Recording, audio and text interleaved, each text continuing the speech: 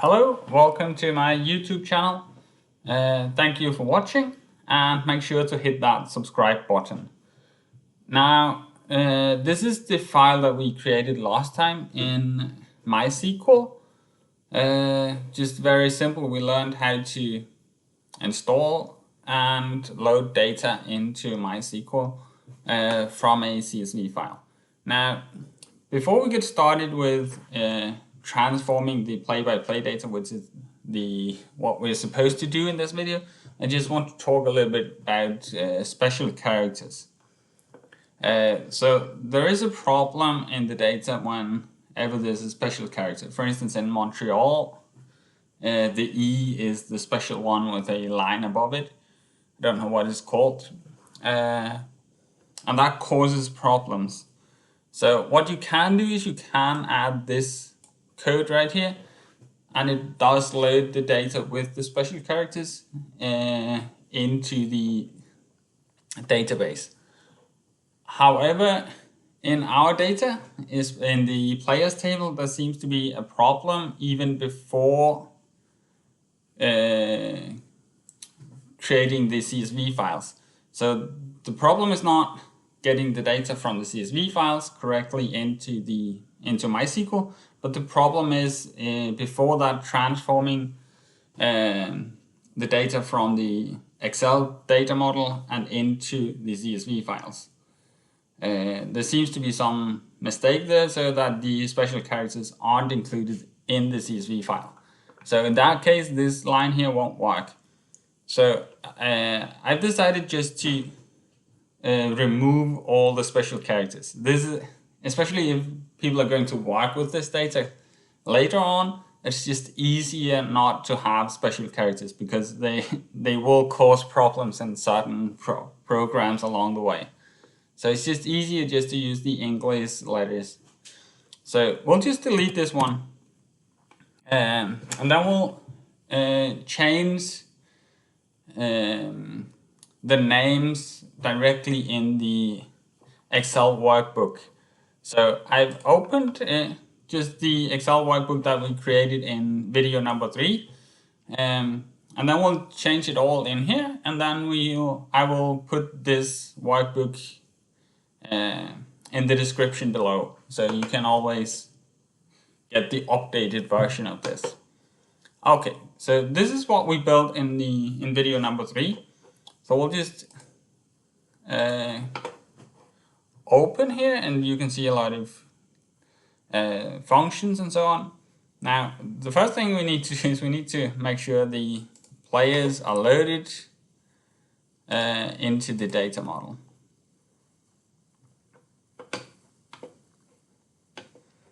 All right, and now let's just change this to the newest season. Yes. And then we'll go and change the things in the players table and in the teams table.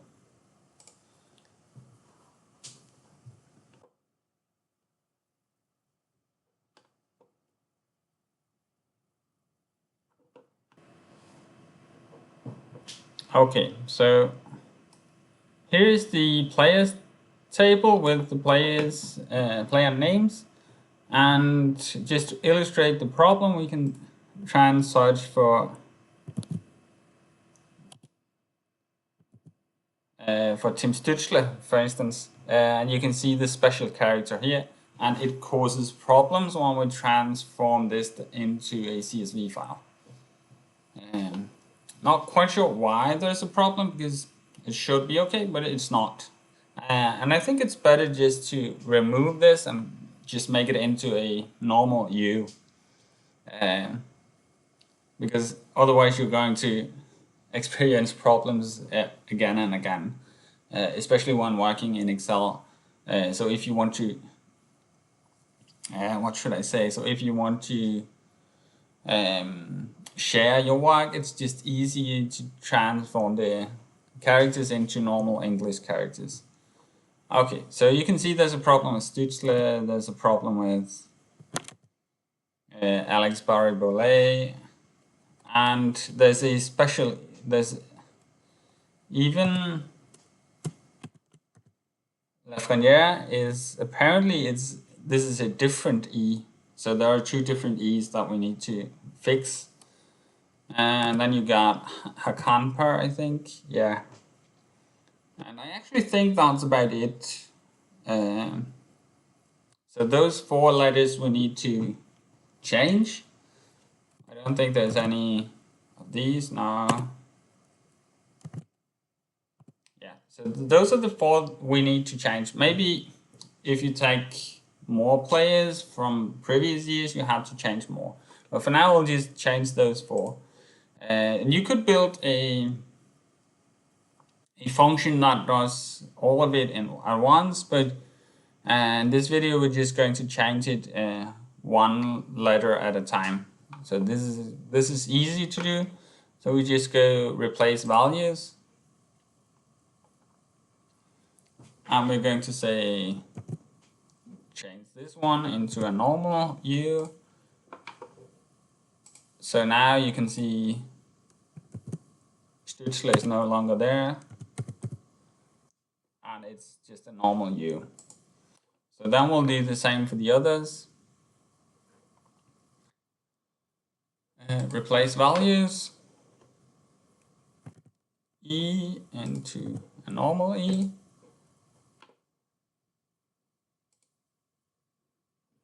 This special E into a normal E. And finally,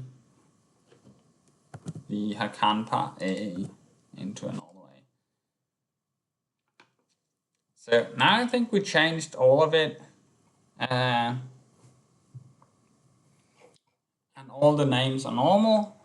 One last thing we need to do is we need to remove duplicate values. I'm not quite sure why there are duplicate values in here, but there shouldn't be, because this is a players table where we should have only unique player IDs. So we'll just say remove duplicate values, and that's it. So now our players table is all done, and we'll just here in the teams table, let's just first of all let's remove the null franchise IDs. So this is just the NHL as a whole. I don't know why that has a entry in the teams table, and there's a to be determined row as well. Makes no sense to keep those in there, so we'll just remove all the null values. And then finally we will fix the Montreal Canadiens. Now the interesting thing is all the other Montreal names are just normal. I can't find Montreal Canadiens now. Oh, right there. You can see the special character here. So let's just fix that as well. So just go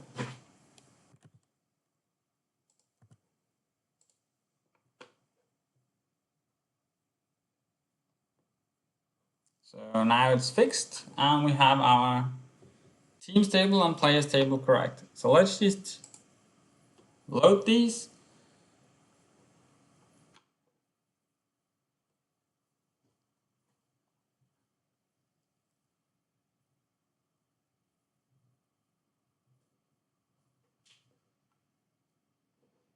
And now they're loaded. So we can just use the DAX Studio to make them into a CSV file, and then we can load them back into MySQL. And then we're ready to go. So we just need to connect to the data model, and then go export data, CSV files. We don't want to quote all string fields, and we just want to put it in our YouTube folder.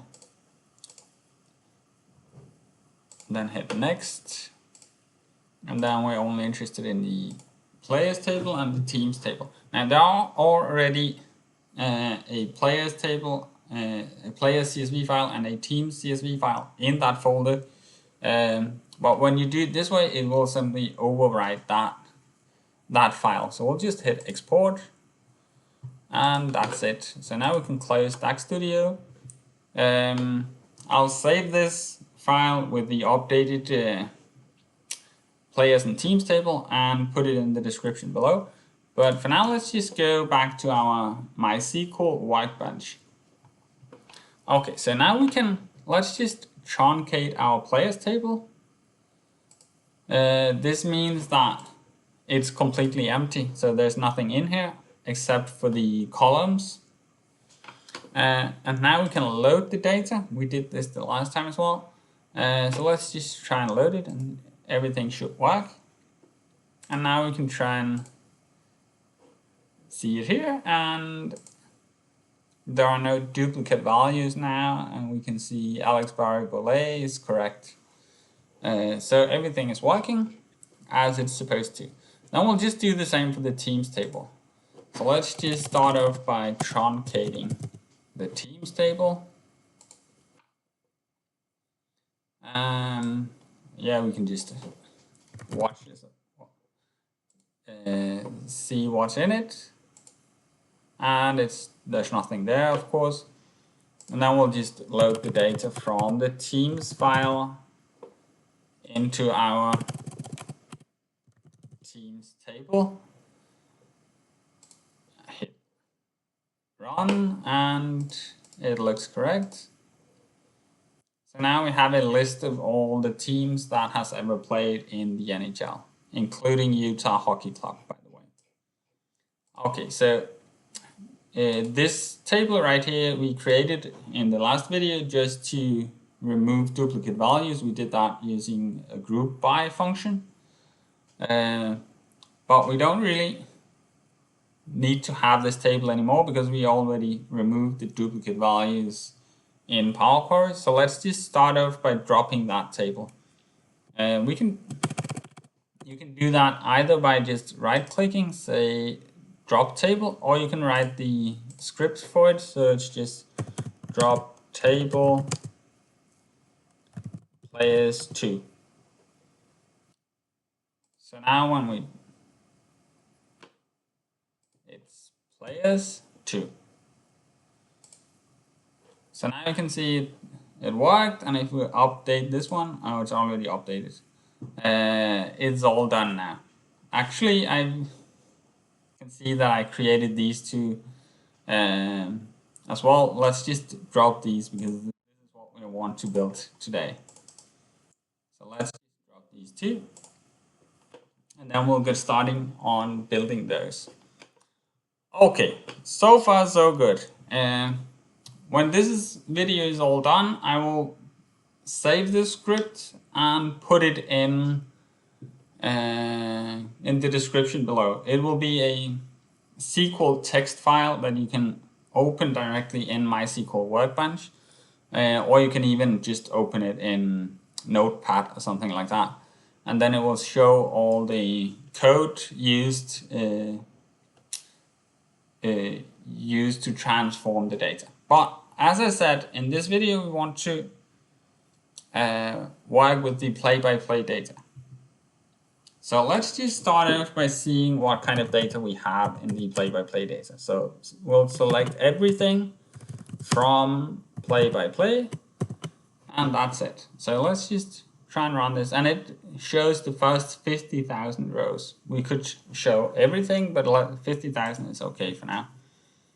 So we'll just open it, and you can see there's a lot of data in here, and it's not really sorted in any smart way. It starts with all these stoppages. I don't know why it's sorted that way. It doesn't really matter. And you can see there's a lot of information here, but we want to put it in a much smarter way. So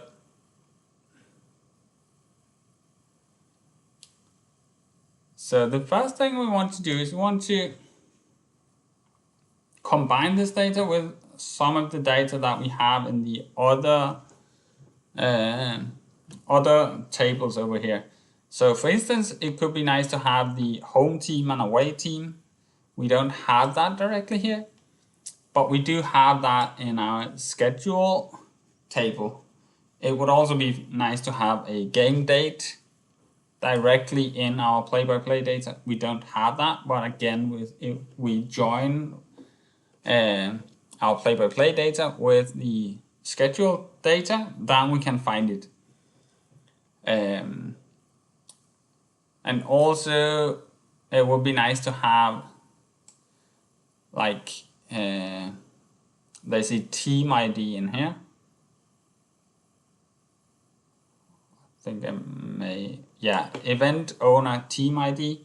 So this is just a number. Now there is no team ID for stoppages, but it's just a number where it would be nicer to have the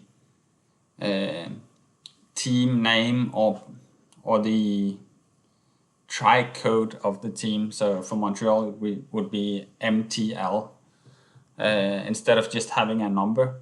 So we also want to join our teams table with our play-by-play data to get the try code for the team instead of just a team ID number.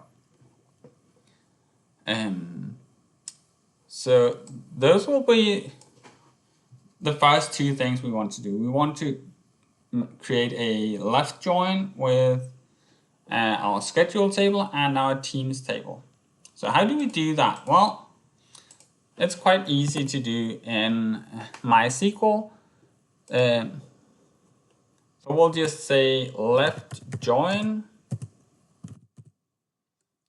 and then we'll say the table. So we want to join the schedule table.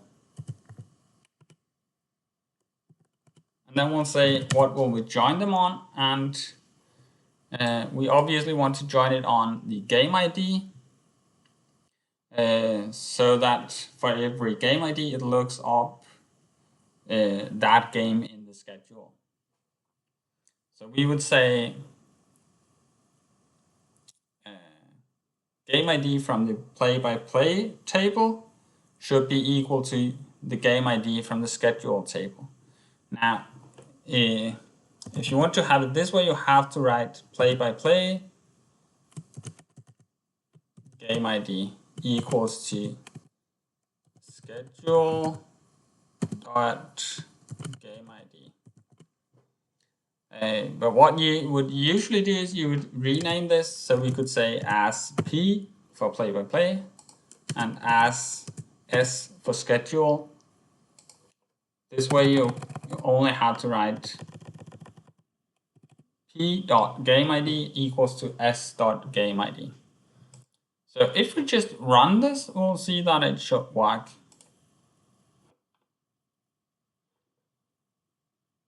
So now you have all the data from the play-by-play table, and then in the very end, you also have the data from our schedule table. So this right here is just the data from the schedule table. So you can see we have the home team, we have the away team, we have the game date, and we even have the game type. 2 means regular season, 3 means playoffs. You could also see that this 2 right here is also the game type. So if this was a 3, then it would be a playoff game. Okay, so this works. Now we'll just do another join with the teams table. So it will be left join teams as T on P dot, it was called event owner maybe, yeah, event owner team ID equals to T dot team ID, and let's see if it works.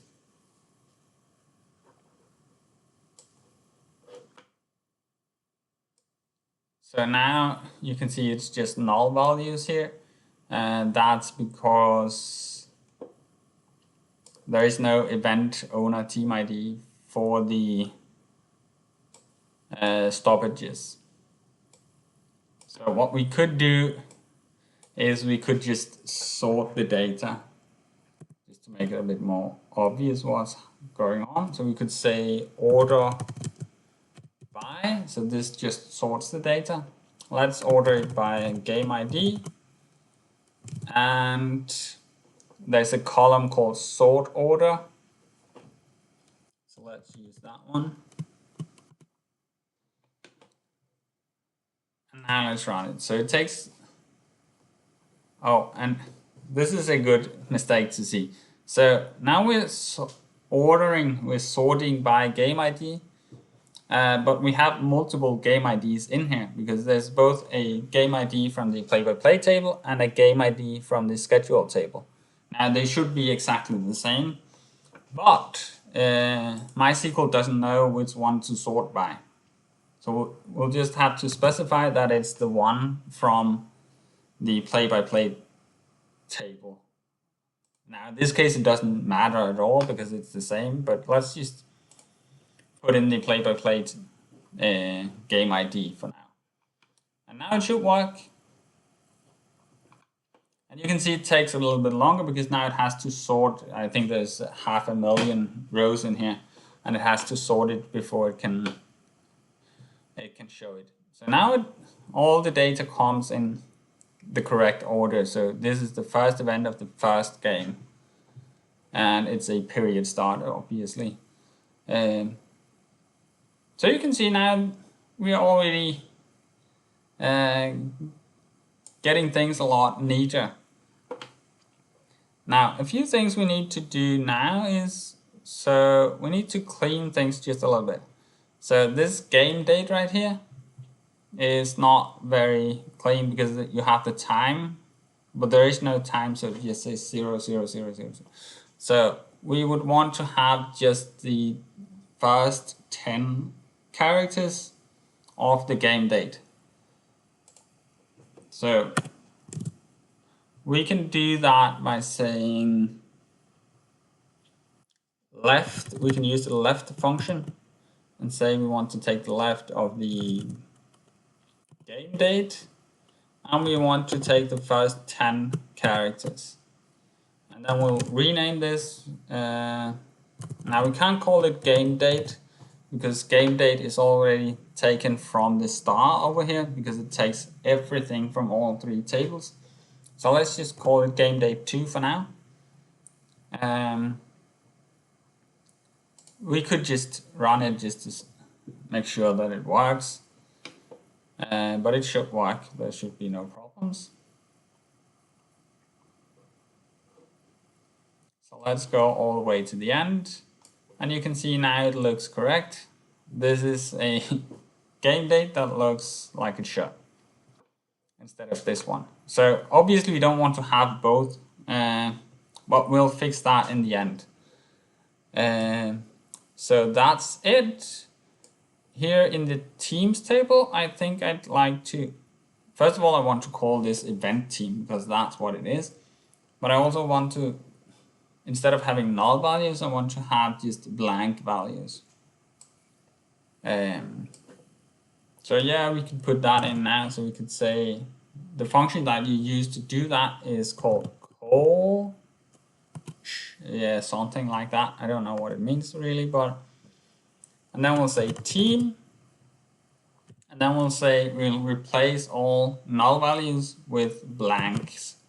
So we'll just put it like this, and we'll call it as, let's call it event team instead of just team.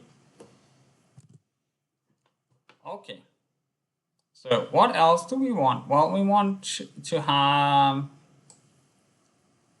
we'll choose the columns when we get that far, but let's just, so the game type, I want to have not as a number 2 and number 3, but I want to have it as regular or playoffs.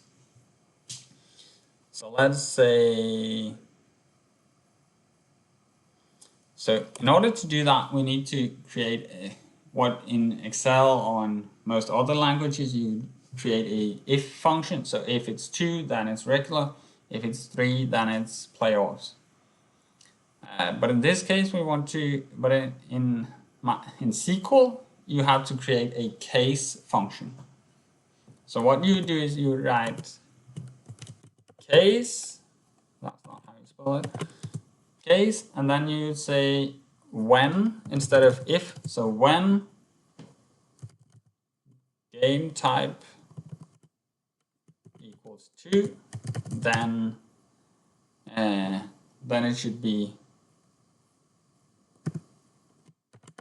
regular. And then you can say when game type equals 3, then it should be playoffs. And then you could say else, let's just leave it blank. I think all of the events have a game type, so I don't think it's relevant here, but let's just put it like this. And then when you do a case, you always have to end it with an end. So this is how you do an if-then function in MySQL.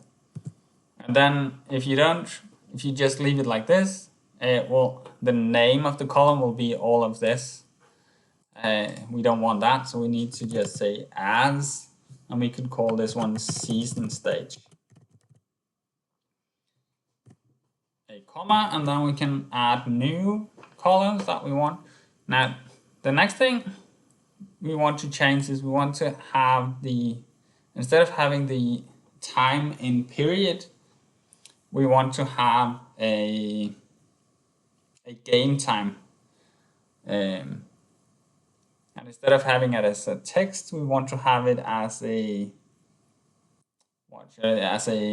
integer in seconds.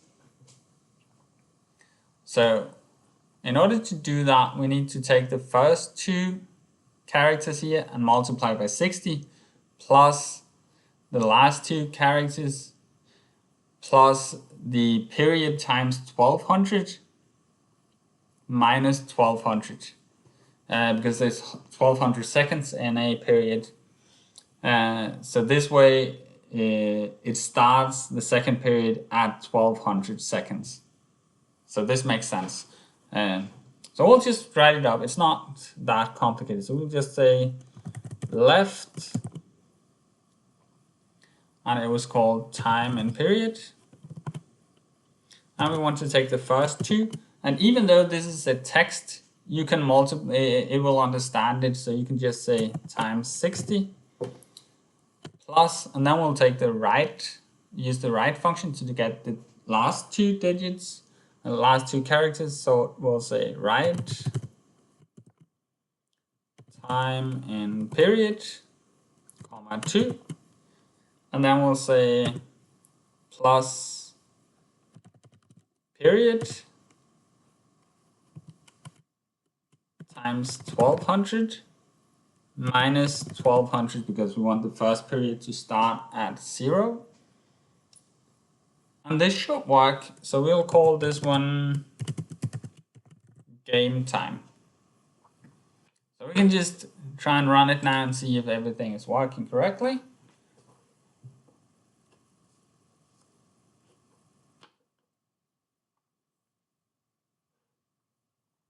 And you can see it takes like a little while. It's mostly because we're sorting the data.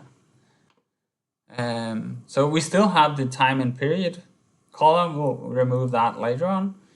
But let's just look at it. It says game time. And it just counts up, and then at 3600 it should stop and go to the next game, unless it's an overtime game. Let's see. No.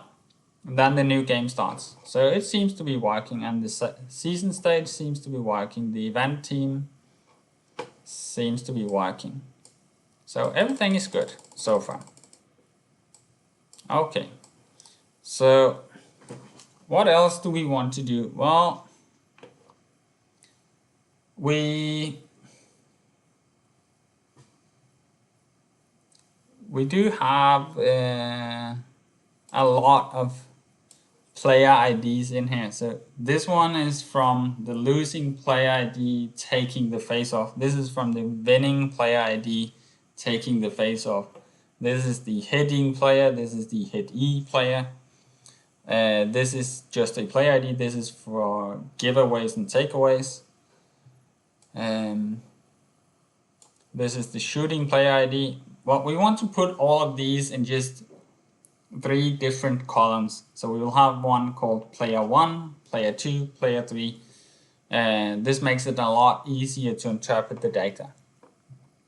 So we want the shooting player to be player 1. And then if there's a blocking player as well, then that will be player 2. So this will be player 1, this will be player 2. The same way we want the winning player to be player 1, we want the losing player to be player 2. So that's just how we set it up. We want the hitting player to be player 1, we want the player getting hit, the headee player, I suppose that's how what it means, to be player 2. We want the player taking the penalty be player 1, the player drawing the penalty will be player 2. And then for goals, we want the goal scorer to be player 1, the primary assist maker to be player 2, and then the secondary assist maker will be number 3, player 3. So we'll start off by just creating those 3 columns, because that way, then afterwards we can remove all of these because we don't want to have those. Okay, so far so good. So we'll just say, and this is super easy because we can just add the different columns. The whole point is that there should only be one player 1. So if we take this one, then we can add the hitting player, because you can never have a hitting player in the same event as you have a face-off. So it should work. So we'll just say winning player ID plus hitting player ID plus player ID plus shooting player ID plus, what else do we have? Scoring player ID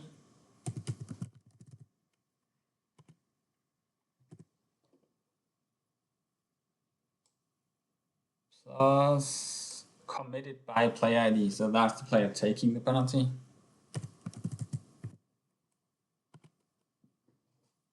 And I think that's it. So we'll just add all of these and say as player 1. Then we'll do the same with the secondary player. So that would be losing player ID plus headee player ID plus the goaltender. We'll just keep that one in a column by itself. Let's say blocking player ID plus assist 1 player ID plus drawn by player ID as player 2. So you could put this served by player ID in as the player 3, but I don't think we'll be using that for anything, so we'll just ignore this column altogether. And this means that the only thing we want to put in the player 3 column is the assist 2 player ID. So we'll just say assist 2 player ID as player 3. So now we've added 3 columns with all the player IDs.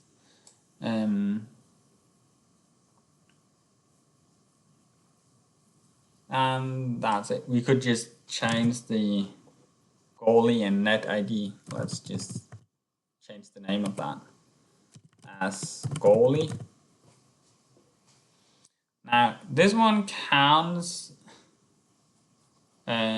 shots on goals for the away team and the home team. I don't think we want to have that. And there's a away score and home score as well. And we do want that because we want to have the score state. But the problem is it only counts one. It only counts when there's an actual goal being scored.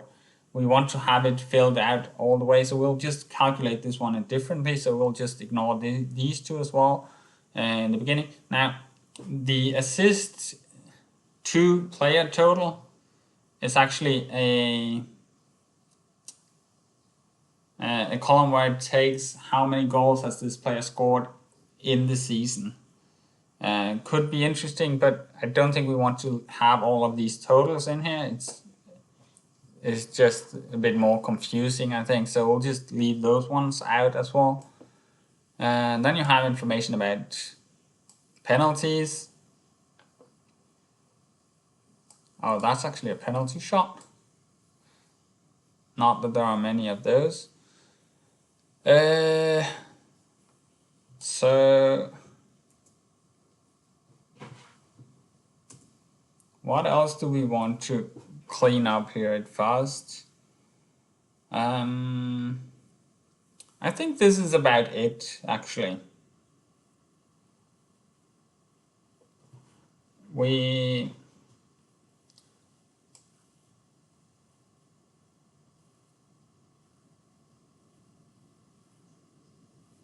might want to add a venue. I can see that. So right now we have the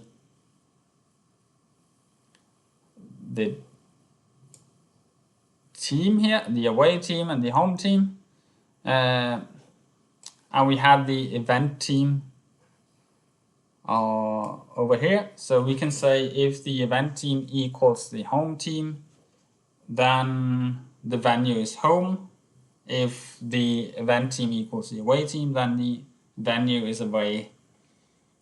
So we're going to use that for different things later on, so we'll just add that one as well. So we can just say,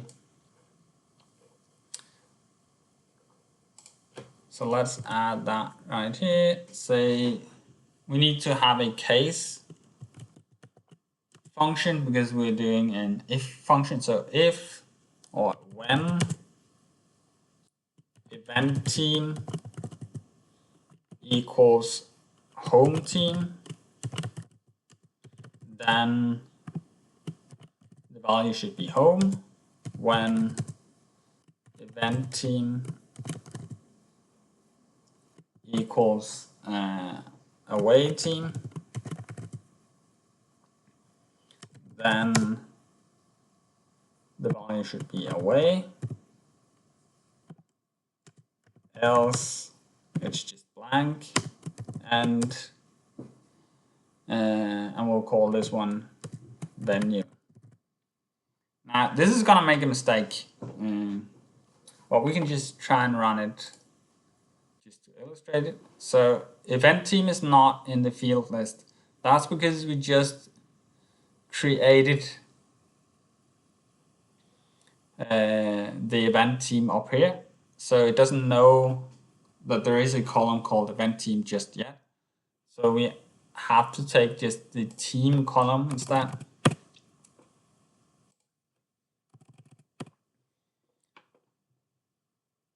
So now it should work. It doesn't quite work, but I'll just show it first.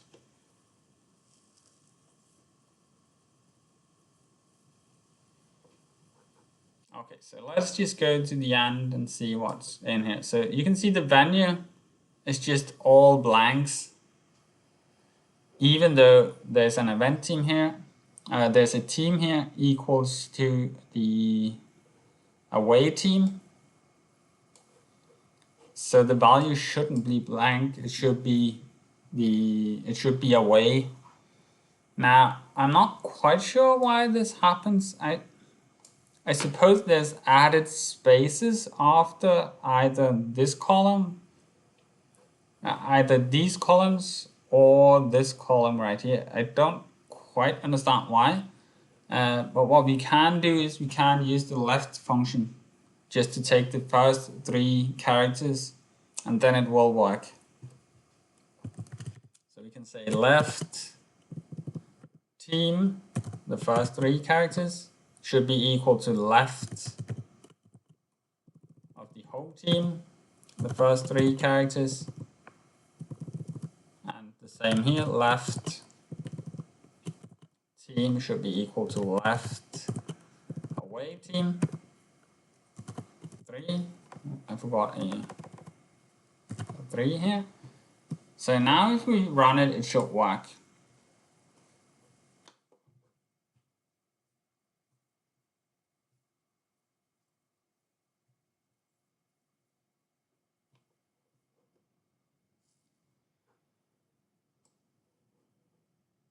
And you can see now it works.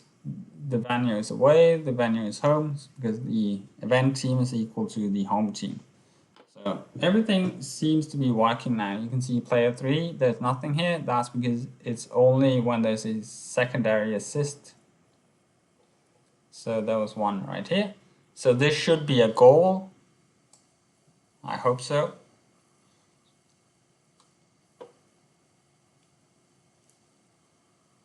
And you can see the event is a goal. Okay, so right now we're just taking all of the columns from all 3 tables that we joined together. We don't want to have all of the columns, so we have to specify which column we actually want. So we can do that now. So instead of having the star here, we just want to specify what columns we want. So we want to have the game ID. We want to have the game date. And now we can actually change it to game date, because now there is no other game date column. Then we want to have the event team. How we want to order it depends on where we're putting it here.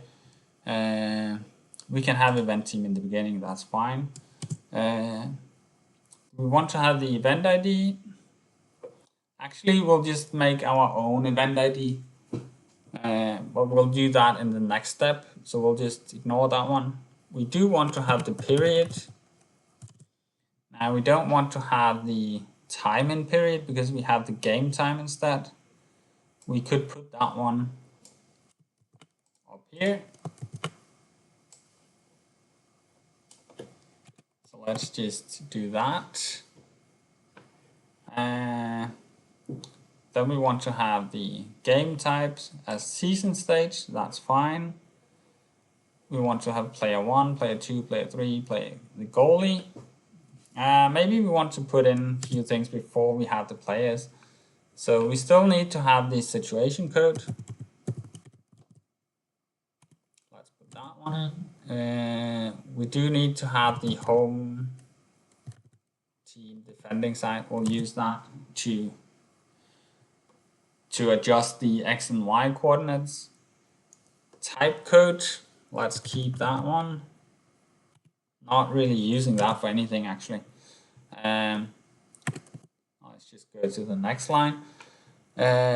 Type desk key, so we do need that one, but let's call it event instead. So type desk key as event. Sort order, we still want that one, at least until we have a newly created event ID. Then event owner team ID, we don't want that one because we have the event team instead. Then we have all of these losing player IDs and so on and so on and so on. We don't want those. The X court, we do want that. The Y court, we do want that. The zone code, it tells us whether it's the defensive zone, offensive zone, or neutral zone. Now, there is a little bit of a problem with this zone code right here, because whenever there's a block shot, it shows the defensive zone because the player blocking the shot is in the defensive zone. But we actually want to have the perspective from the shooting player, so it should be the offensive zone instead. And the X coordinates will be in the offensive zone as well. So we don't want to keep this zone code because we'll just create our own zone column later on based on the X value. So we can keep the reason. I don't think we will be using that for much, but let's just keep it for now. Shot type, we definitely want that.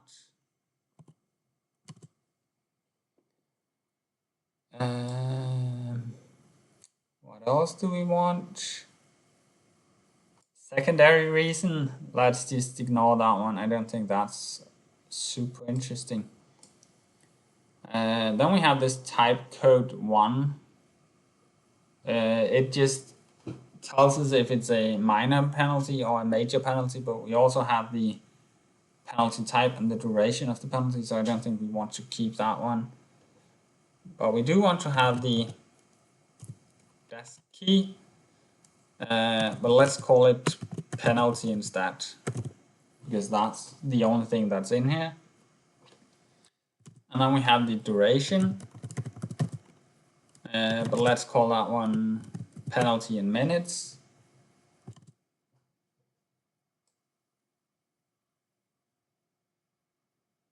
Yeah, season might be interesting to have as well, so let's just put that all the way in the beginning. So let's say season,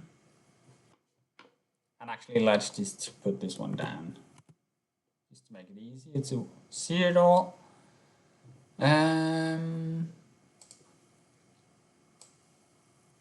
Game type, game date, we already have. Away team and home team, I want to have those still in place.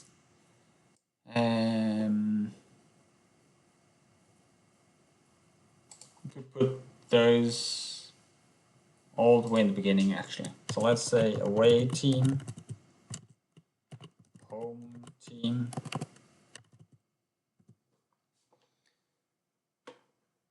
and what else do we want? Season stage, we put that in here, right? Season stage, yeah. Game time should be in there. Player 1, player 2, player 3. We also want the venue. We can put that right here. Venue.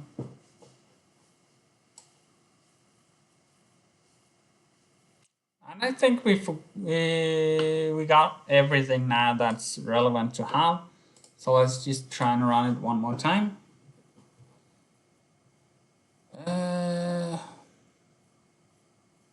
Oh, it's already in there, so it's just in the end. Actually, let's just put it in here then. So we'll just move this one up here and remove this one.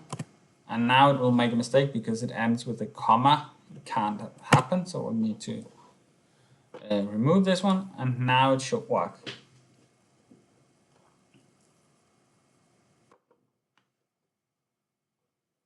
Okay, so let's look at this. So now we have game ID, season, away team, home team, game date, event team, period, venue, game time, season stage, situation code. We need to change this into a string state, but we'll do that in the next step.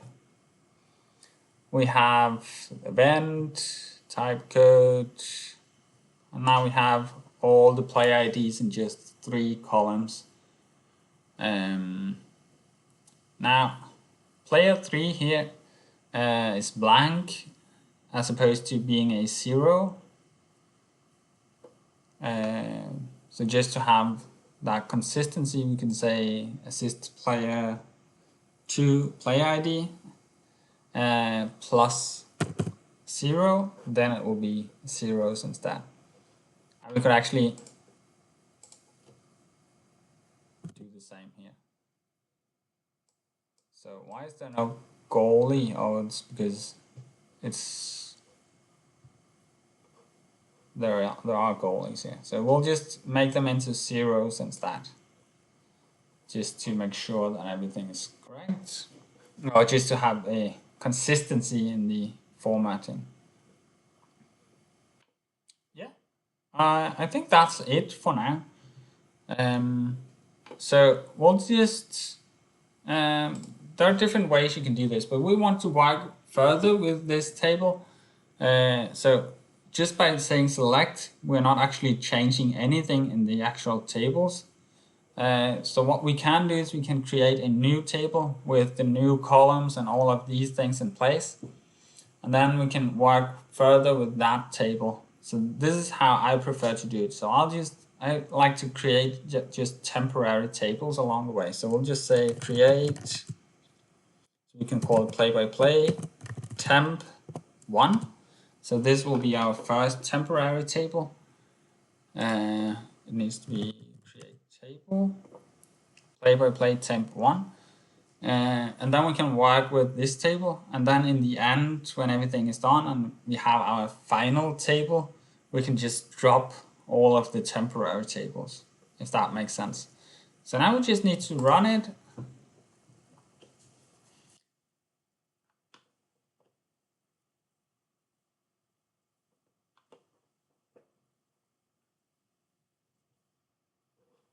And you can see it took 12 seconds to create a table with 500,000 events. And if we update the tables, you can see now there's a temp table here. Super. So let's do a little bit more work on this. So let's just start off again by selecting everything from our play-by-play temp table.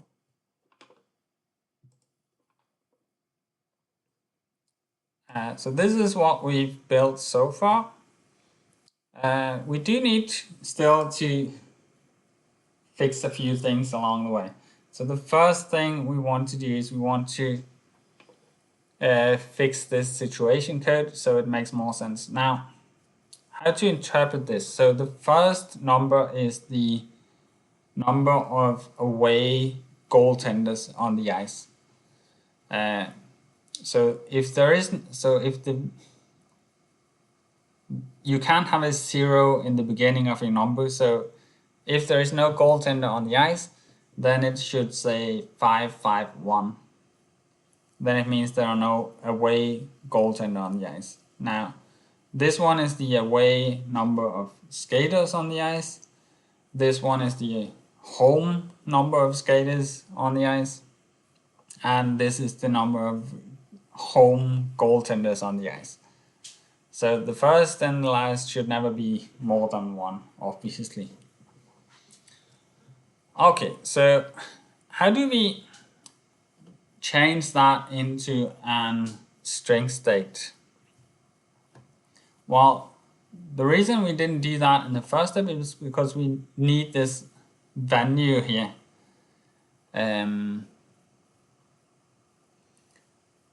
Because we want to have a string state not based on whether or not the team is home, but whether or not it's the event team. So we want to have the string state from the perspective of the event team, if that makes sense. Okay, so there are a few so let's just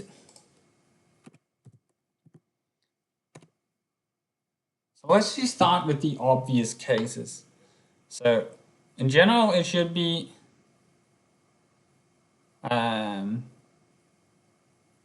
position 2 and position 3 should just give us the string state. So what we could do is, we could use a substring function to get position 2 and position 3. So we definitely have to create a case function here. So let's just try and do that first. So let's say case when venue equals home, then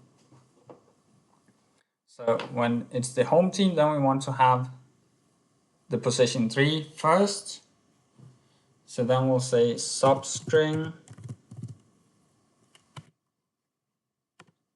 of the situation code, and we want to take the 3rd position. But then we want to combine it with a v and then the substring of the 2nd position. So in Excel you just put in an AND, but in SQL you have to use the concat function. So let's just say concat. So this will be the first thing. Then we want to combine it with a v, and then we want to take this substring. Let's just copy it.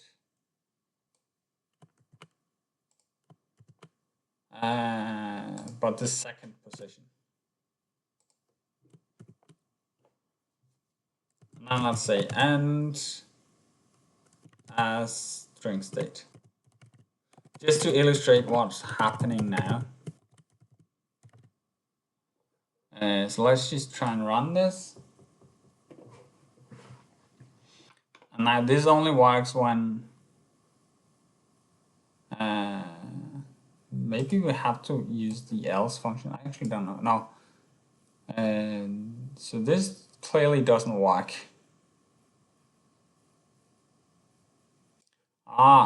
Yeah. So now when you use the substring, it goes to the 3rd position and then it takes everything, because we didn't specify that we only want the first, we only want 1 character. So now it should work, but only when it's the home team.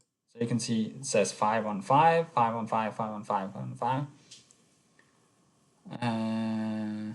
This should be all the string states. Yeah, 4 on 5. So the home team should be penalized here. Anyway, it looks like it works. So we need to do the same for the away team. So let's just go down 1 step and then say, let's just copy all of this.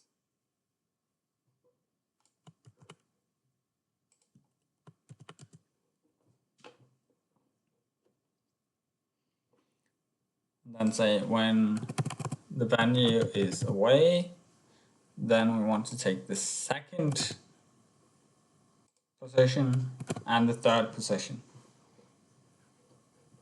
So now it should work for the normal cases where there are goaltenders in both nets.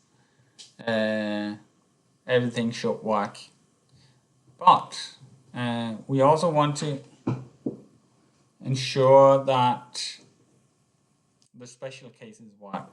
So we can just try and run this, and you can see for the most part all of it works.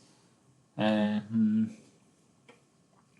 can see some nulls here, but that's because there are no venue, because it's not a because there are no event team, so it's just a stoppage. So it's perfectly fine that this is null. Let's just make it blank instead. So now it should be blanks, but we do need to take care of the special situations. So we do have cases where, for instance, you have penalty shots and shootouts. So in that case, it will be 1-0-1 if it's the away team shooting against the home goalie, or it will be 1010 if it's the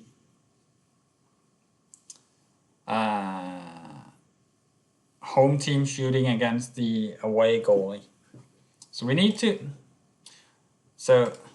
to take care of those first. So we'll just put this one down, because then it takes care of the special cases first, and then if there are no special cases, then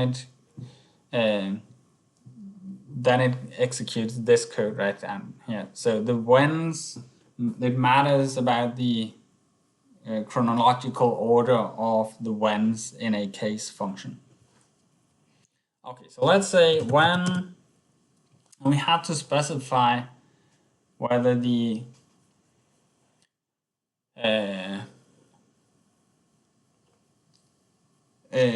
venue is home or away. Or actually, you can never have a situation where a goaltender is shooting against a skater.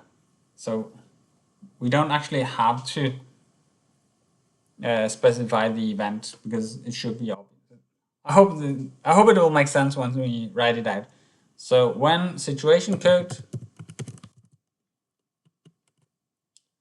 equals, and we have to put this in, I think it's a text and not a value. I'm actually a little bit unsure about that. Let's go to situation code. Yeah, it's a text, so we have to put it like this. So when it's 1-on-1, 101,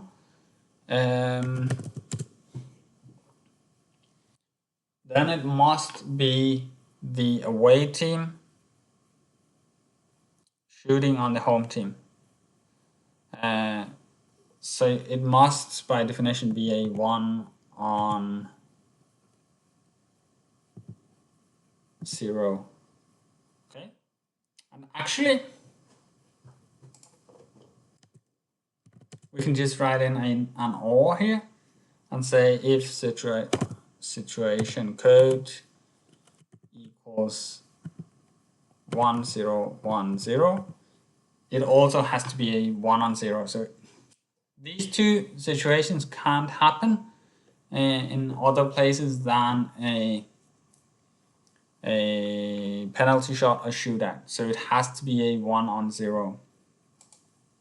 That's the only case that happens. Or there should be a comma here. So that's the first special case we need to take care of. Now, the other one is when a goalie has been pulled.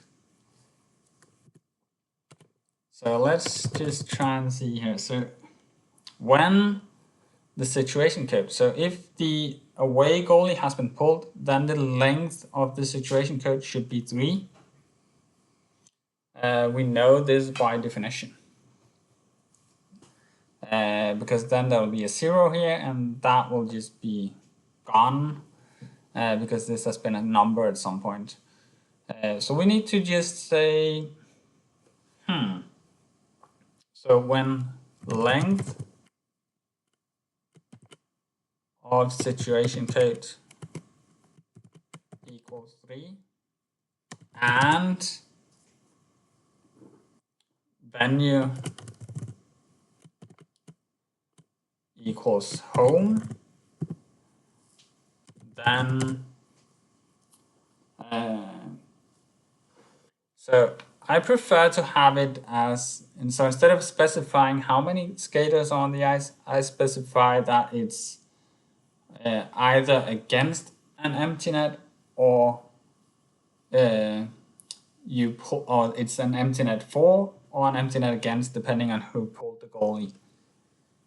So in this case, I'd say that if the situation code equals 3, then the away team has pulled the goalie. So if the event, then the away team has pulled the goalie. So if the event team is home, then they are playing against an empty net. So I'll say empty net against. Okay. So we need to specify what happens if it's the if the venue is away. then it's an empty net 4, because now the away team has pulled the goalie and they are the team shooting or having an event, so they're playing with an empty net 4. Okay. So we need to do the same when the home team has pulled the goalie. So in that case, the length is still 4, but the last position has to be a 0. So we have to say when right, we can use this function, situation code, and the very last position equals, now we can't just say 0 because it's not a number, it's actually a text string, so we need to do it like this. And venue equals, let's say, home. So in this case, the home team has pulled the goaltender and the event team is the home team. So it will be an empty net 4. And then we'll just do the same, but change the venue to away. And then the result will be an empty net against. So this is a little bit complicated, but I think this actually works now. So let's try and run it. And now I think we took care of every possible situation. So it's 5-on-5, most of it, then 5-on-4, 4-on-5. And then you'll have some penalty shots where it's 1-on-0. And you'll have some situation where the goaltender has been pulled.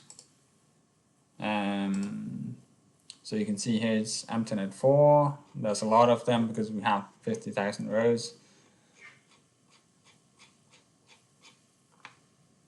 Let's just go down. You can see most of them are 5-on-5 because they didn't go down that far. Anyway, I think it works. So now we have a string state. So what's the next thing that we want to do? Well, we want to fix the, what should I say? We want to fix the x coordinates and the y coordinates. So I want to have the defensive zone should always be on the left side of the range. So the x coordinates should be minus in the defensive zone and plus in the offensive zone. So we need to fix this, but we do have this information right here. So left means that the defensive zone is to the left for the home team. So in this case, we don't need to change anything, because if the defensive zone is to the left, then the offensive zone must be to the right, which is how we want to have the data. So whenever this one is right and the event team is the home team, then we need to change the x and y coordinates, or multiplying the x and y coordinates with -1. When this one is left and the away team is the event team, so this one says away, then we need to multiply by -1. So this way we ensure that all the x and y coordinates are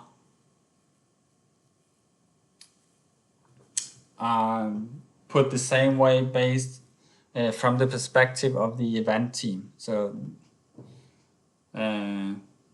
that the defensive zone is always to the left and the offensive zone is always to the right, no matter if it's the home team or the away team having the event. So this is how I prefer to set it up. So we just need to create another case function. So let's just say case when, so venue equals home, and so if it's home and left, then we don't need to change anything. So we'll just say home team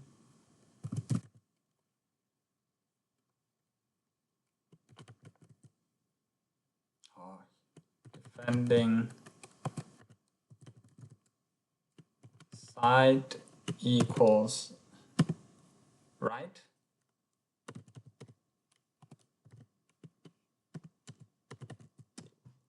Then it's because I forgot to put in a comma. I think that's why it didn't help me write out home team defending side. Then we want to have minus x coordinates. Okay. When the other situation why we need minus x coord is when, let's just copy all of this and then say when the value is away and this one is left,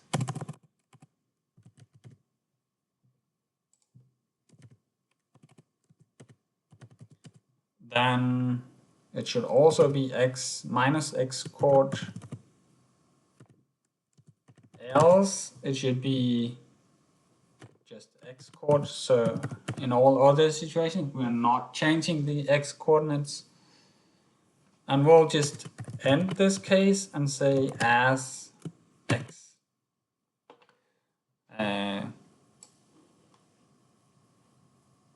Then we'll do exactly the same for the y coordinates. Just need a comma here and say minus y, minus y,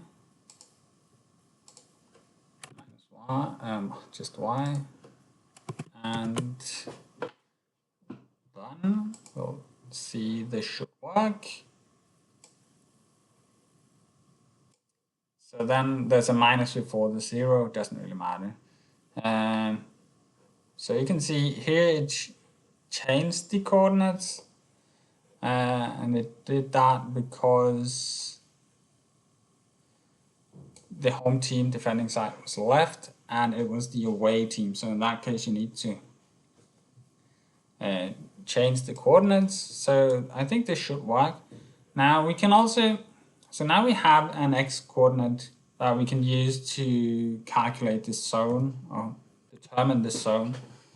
So we'll just put in another case function, case when, so if the x coordinate is less than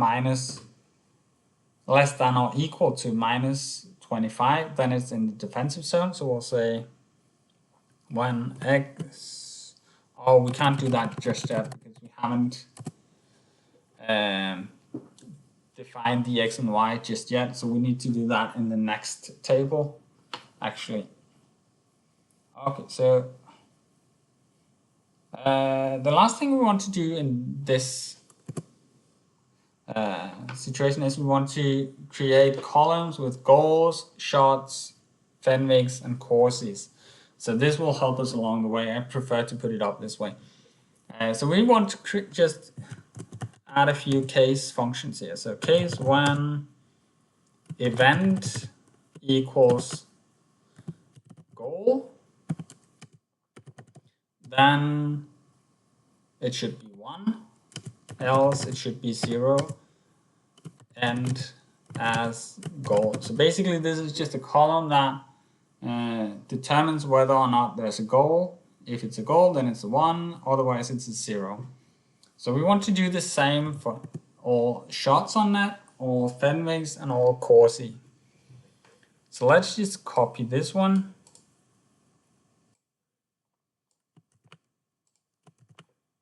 And say all event equals, I think it's called shot on goal.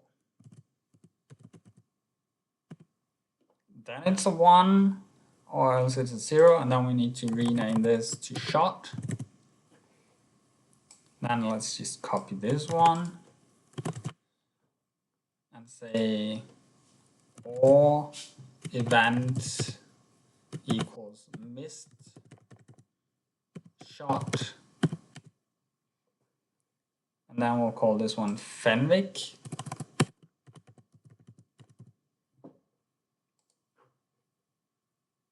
And then we'll do the last one.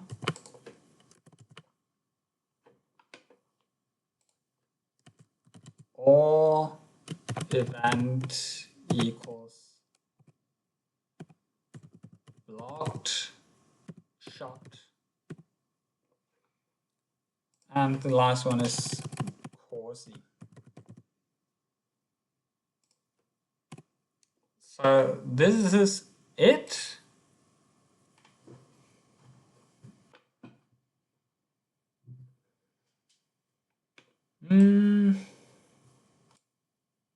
You can see goal shot, Fenwick, Corsi. There are a few of these columns that we don't really need anymore. We don't need the home team defending side. We don't need the situation code.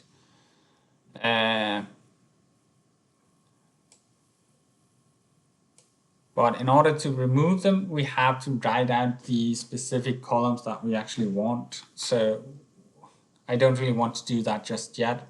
So we'll just create a new temporary table with all of the columns. So let's just say create table play-by-play temp2. And now we can say, now we can run it and it will create a new table and everything should work.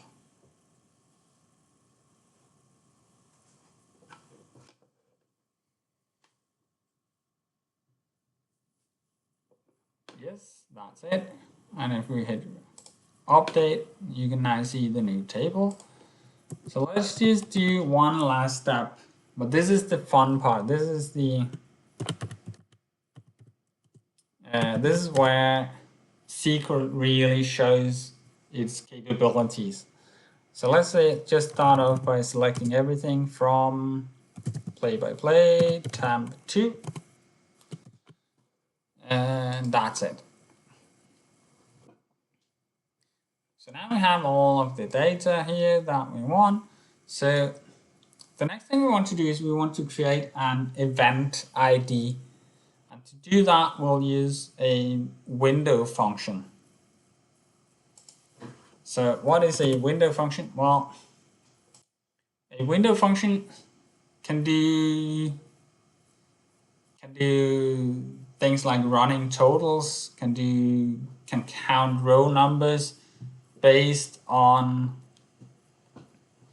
a specific order that you define on based on specific columns. So let's just try and show you how to do it. So we want to create an event ID. So what we want to do is we want to have we want to count the events, just 1, 2, 3, 4, 5, 6, 7, 8 for the first game, and then when the new game starts, it has to start over from 1 again. 1, 2, 3, 4, 5, then until the game is ending. Then the next one is 1, 2, 3, 4, 5. So this is what our event ID should be, and then we'll add the game ID as well, so that it will be specific to the game as well. But we'll start off by just counting the rows for all the games. And to do that, we can use a window function. So we can use the row number function. It has to end with two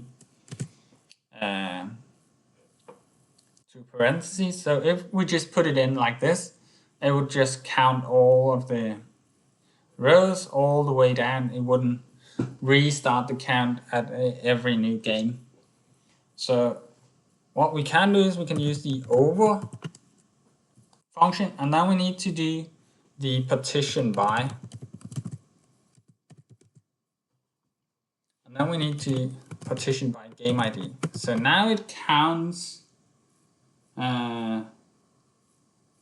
every row, but whenever it gets to a new game ID, it starts over. So the last thing we can do is we can just make sure. I think the order should be correct, but let's just ensure it. So let's order by game ID and sort order. So now we're 100% sure that it's ordered correctly and it's counting all the events until the next game starts. So let's just call this event ID. Let's see what happens if we run this.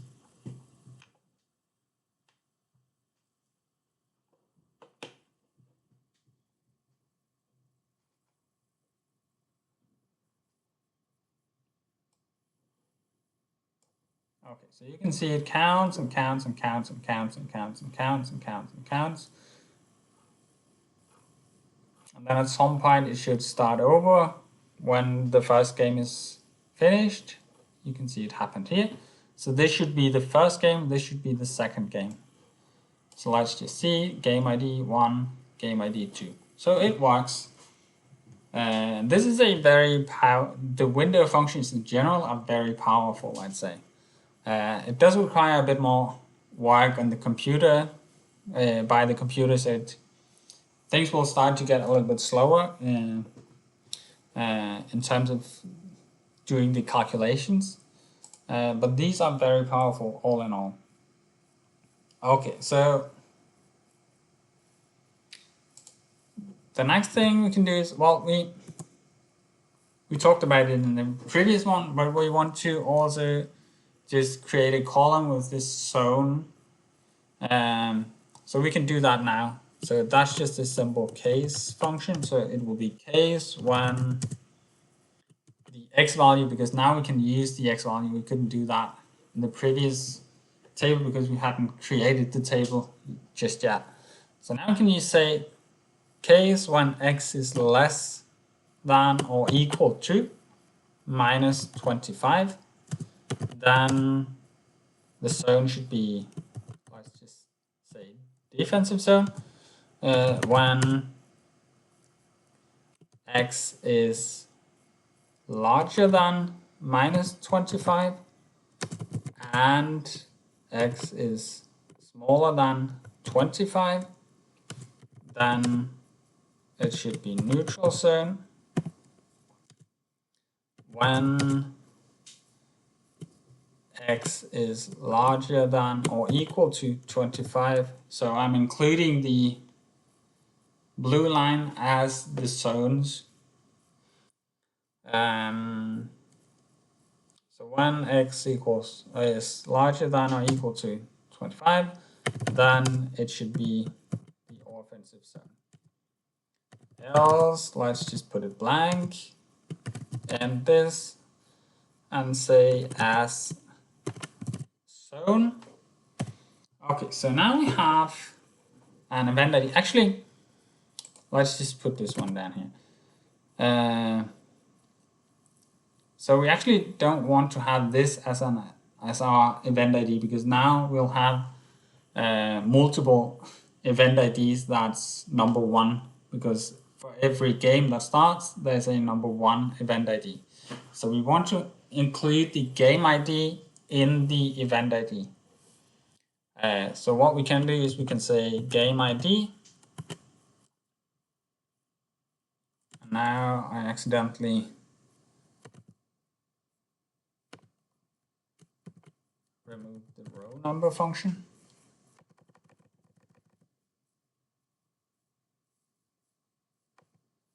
So now we want to say game ID multiplied by, let's say, 10,000, and then plus row number. So let's just see if it works.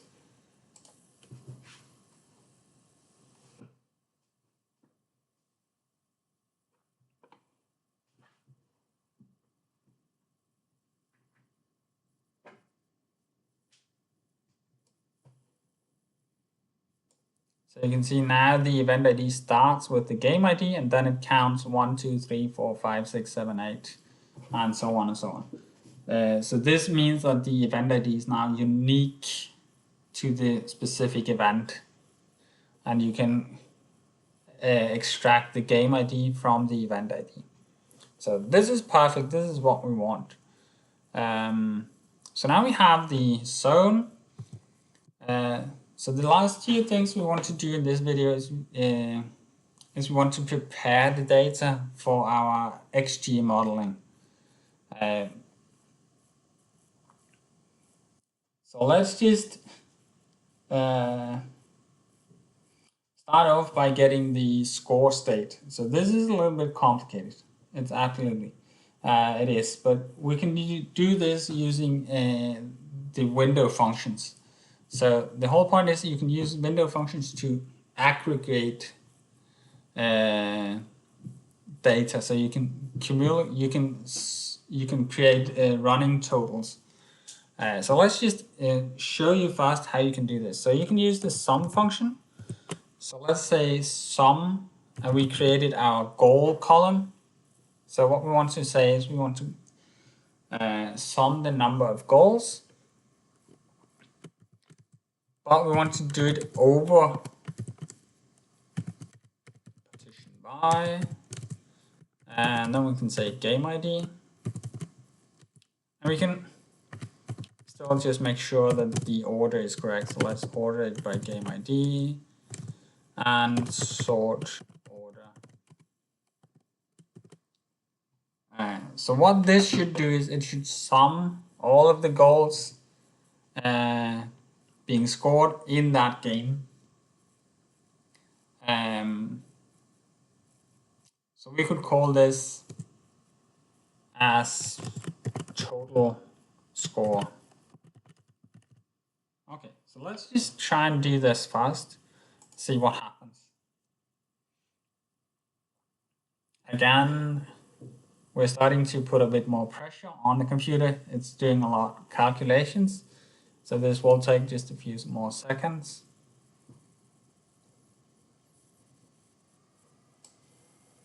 Okay, so now what happened is that it's counting how many goals has been scored. So you can see this should be a goal, and it is.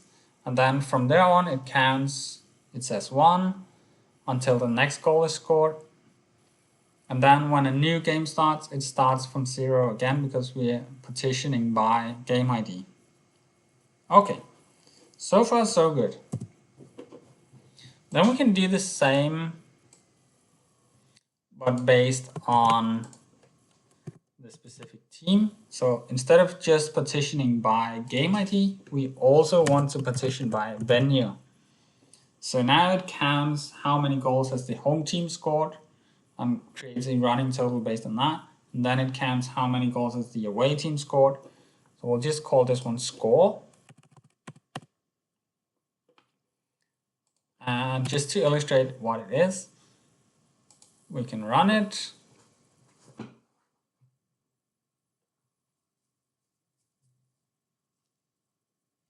So what we're interested in is we're interested in getting these score states. We're interested in whether or not the team is leading or trailing or being tied as the events happen. Okay, so let's just go down here. So now you can see there's something. I think it reordered things. So now it's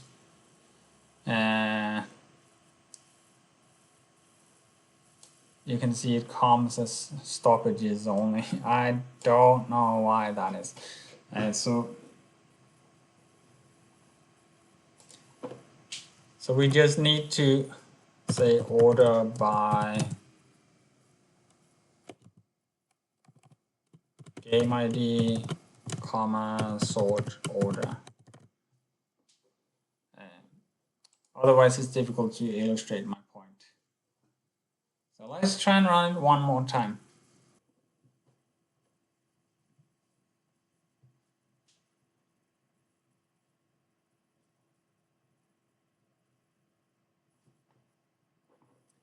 Yes, that's it. So now let's go down here and see. So then you have, so here you can see a goal was scored, and it was scored by this team, but in this case you can see the score is 0 because this is not the team that scored the goal before. So now we have what we need in order to calculate the score state. So we want to, so the score state should be the score of the event team minus the score of the opponent team. So how do we calculate that? Well, we can calculate that. So how should I say this? So the home score will by definition be the score state of the home team will by definition be this home score minus the away score. But instead of saying the away score, you could say the away score is equal to the total score minus the home score, because that's how you define away score. So in this case, you could say that the score minus the total score minus the score is actually the score state. I hope it makes sense. So you have to say score minus score, which is actually plus score, minus total score equals the score state. So what we have to do is we have to take this one twice minus the total score, and then that will give us our score state. So we'll just try that and say times 2. Put this one in a parentheses, and then say minus the total score, which is this one. And now we'll call this one score state, and we'll just delete this one. So now it should work. This should give us our score state from the perspective of the event team. Now the last thing we need to do is, in this case you can see that the score state changes when a goal has been scored. But we actually don't want the score state to change until after the goal has been scored. So the score state of the goal should not be impacted by the goal itself. So we need to say minus goal. So I hope this makes sense. It's a little bit complicated, but I promise you it does work. Okay, so the last few things we want to do is we want to use the lag function, which is also a window function, and finds the previous value from the row above. So we can use the lag function. So let's just see how it works. So we can use the lag function on, for instance, the event column. So now it gets the event above. And if we say 1, then it gets the event just above. And if there is no event above, then it gives you a null by default, but you can even define it. So now it just gives you a blank value. And we can do this over like we did before. So this is how it works. So we want to ensure that, so what we want to do is we want to find out what was the previous event, but it has to be in the same game. So we have to partition by game ID. And that's it. We can still order by game ID and sort order. So this should work. Let's just rename it, call it last event, and try and run it. So now it will take a little while to run this because we're doing a lot of window functions at once. So you can see here it took almost 47 seconds to calculate it, and then a few more seconds to fetch the data. But this should work. So now here you can see the last event just shows the event of the previous row. So this is a very powerful function, and the score state should work. So when we go down and there's a goal, you can see that for one of the teams it's now -1, and for the other team it's +1. So everything is working. So we might want to use the last event as an entry into our XG model, but we definitely want to use the time since last event as an entry. So let's just try and put that in. So we're going to use the lag function one more time. But now, instead of looking at the event, we want to look at the game time. And we still just want to take the previous event, and everything else is correct. So now it looks up the game time of the previous event, but in order to get the time since last event, we have to say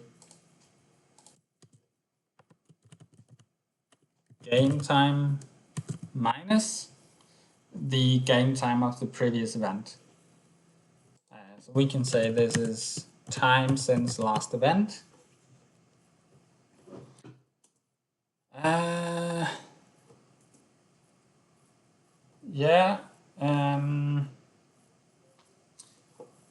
The interesting thing, so you could even use this to find the time since last shot, if you also partition by shot. But we don't want to do that just yet. The very last thing I want to do is I want to just calculate the shot distance and the shot angles. And this is more about math and not so much about learning how to do SQL. But so in order to calculate the shot distance, we need to just use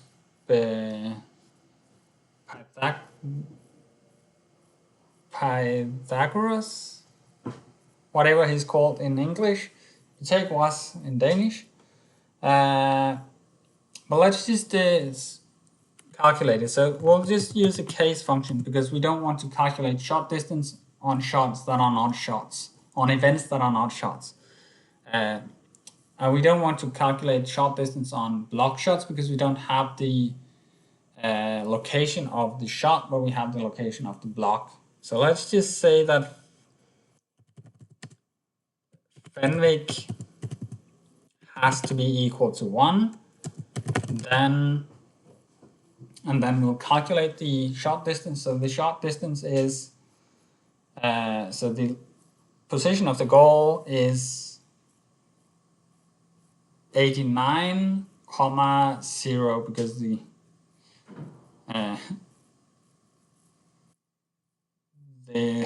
net is in the middle of the ice, but at the X position 89.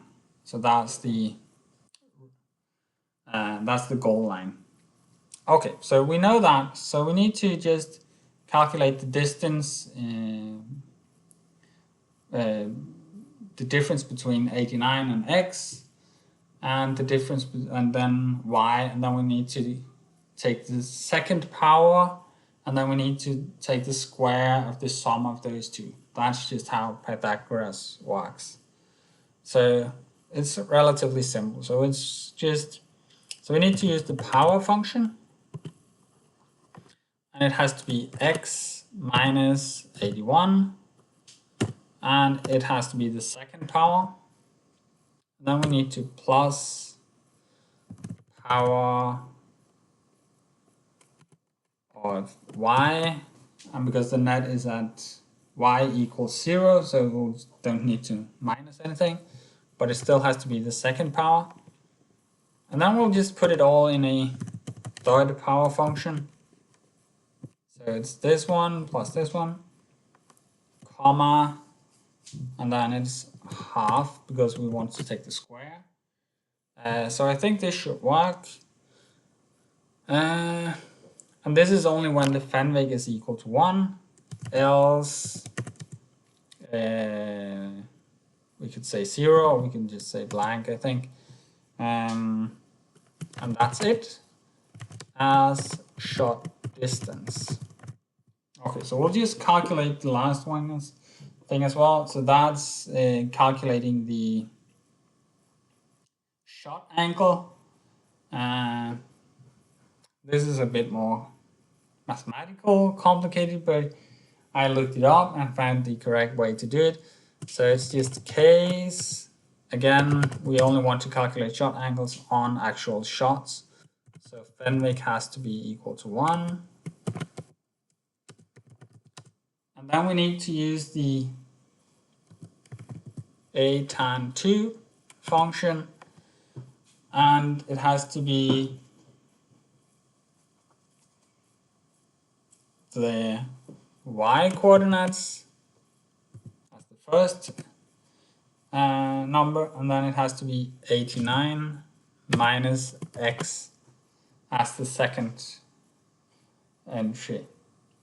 Okay, so this should work, but it gives the number in radians. So if you want to transform it into degrees, then we have to multiply by 57.2957795.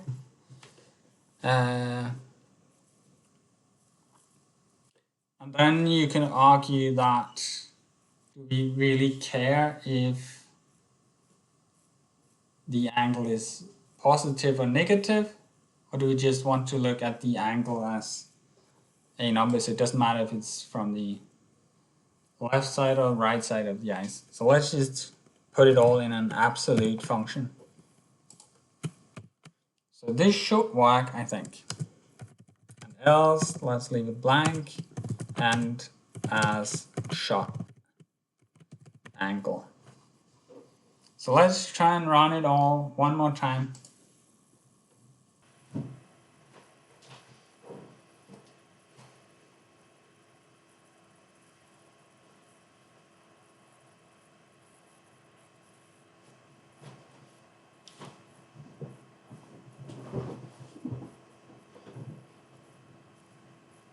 Okay, so now it's calculating. You can see it took 77 seconds just to get all the data, but it should work now. So you can see there's no shot distance, shot angles. That's because it's not shots. So here you have the distance to the net and you have the shot angle.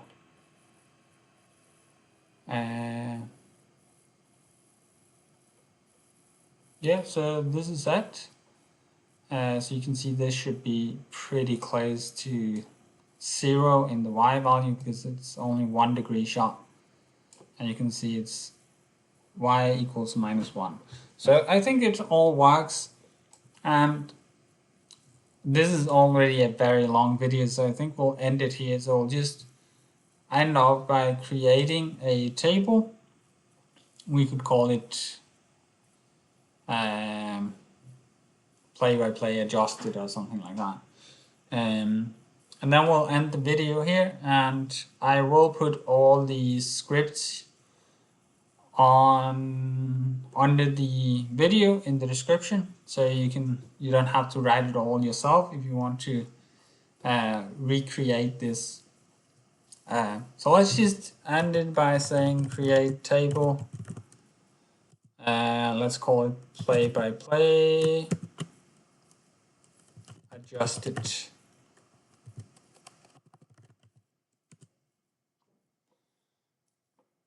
And then actually we can end the script by dropping the 2 temp tables. So let's just say drop. We don't have to say table, so let's say drop play-by-play temp 1. Or we have to say table. Drop table play-by-play temp 1 and drop table play-by-play temp 2. So this will be our script. I don't want to create it just yet because it will take a little while, as you can see. But we will just state that this is it. I hope you enjoyed it. Things got a little bit complicated at the end, but learning how to do window functions is super powerful.